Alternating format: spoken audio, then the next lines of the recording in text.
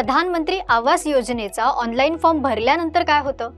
तर फॉर्म भरून सबमिट केल्यानंतर लगेच पैसे तुमच्या खात्यात येत नाहीत, तर त्याची मोठ्या लेवलवर तपासणी केली जाते. आधार व्हॅलिडेशन आणि डुप्लिकेशन याची तपासणी होते.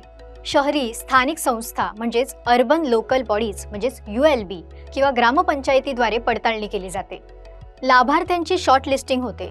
निवडीची सूचना दिली जाते, म्हणजे निवडलेल्या अर्जदारांना SMS अलर्ट, डायरेक्ट लेटर किंवा स्थानिक गृहनिर्माण मंडळाकडून सूचनांद्वारे कळवलं जातं. जर तुम्ही ऑनलाईन ॲप्लिकेशन केलं असेल तर तुम्ही तुमच्या असेसमेंट IDचा उपयोग करून PMAY-MIS पोर्टलवर तपासू शकता.